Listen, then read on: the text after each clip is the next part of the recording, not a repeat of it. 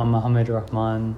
I have been working for Writing My Legacy for a year now, but I'm also like a writer and an illustrator, and I also work in the creative sector on like a bunch of other things, including like consultancy.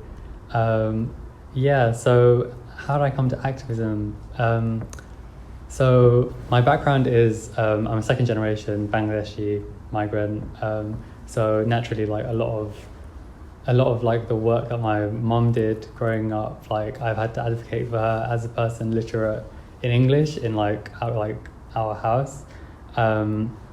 So yeah, it really like challenging kind of structural injustice really started from quite an early age, and I got really familiar with like writing to HR and like also like the law and stuff in terms of like working conditions and rights. So that kind of like fast forward quite a few years, I started to get involved with the East Bank development, which is a new development coming to East London. It's in the process of being built.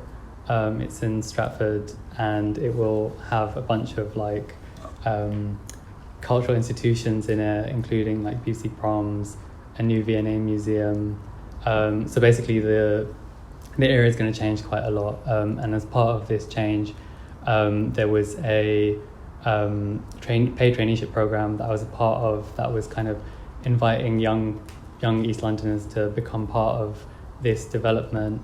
And obviously, what's happening all around London is there's a lot of, the price of living is going up, the demographics really changing, older communities are struggling to get by, especially with the pandemic. So yeah, while working on these placements, I really got involved with, seeing some of the things in some of the students I worked with, in terms of like what I'd seen growing up, in like for example the invisibilization of like cleaners and staff, and like lack of representation for people of color, working class people. I got involved in like kind of writing about this and like bringing it to senior management, which incidentally ended up, which had quite a good outcome and changed some policy. And so on the back of that, I'm on the V&A East board, advisory board.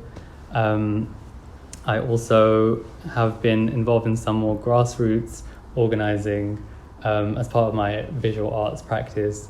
I've also illustrated for some campaigns, including one that I've been working on recently, which is with Nijra Manush. It's a Bangladeshi run kind of grassroots political organizing organization. And they're basically campaigning to like save. They're running the Save Brick Lane campaign, which is Brick Lane's always historically been a place where like migrants and working class communities have been able to settle, and the Truman Brewery are planning a development there, which is going to push the price of living up even further as like the centre of London moves east. So I helped illustrate some resources for that campaign, which is really good because I've always been really inspired by illustrators such as Emery Douglas, who was like the illustrator for the Black Panthers. And yeah, I think it's a really great time to be organising, and especially in a place like London, where there are so many transnational movements of people, and really kind of drawing on and speaking to different traditions, and organising with different kind of diasporic groups, kind of different groups along in the like LGBTQ plus like identifications and intersections. And yeah, recently, that brings me up to like the present, I did a residency with Arts Admin, which was the Apocalypse Reading Room, which is curated by Emma Josephine Budge, and it was a kind of futurist space where artists were invited to participate in a reading room, suggest books, and really kind of reflect on ecological grief but also kind of dreaming up new futures.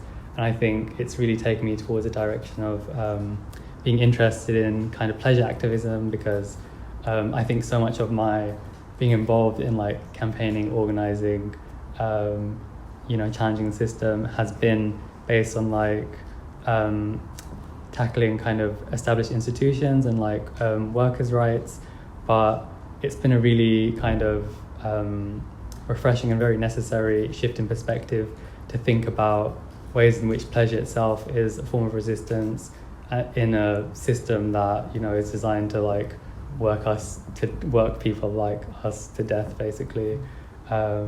So yeah, that's me. I don't want to talk too much because I'm conscious of time, but yeah, thank you for having me.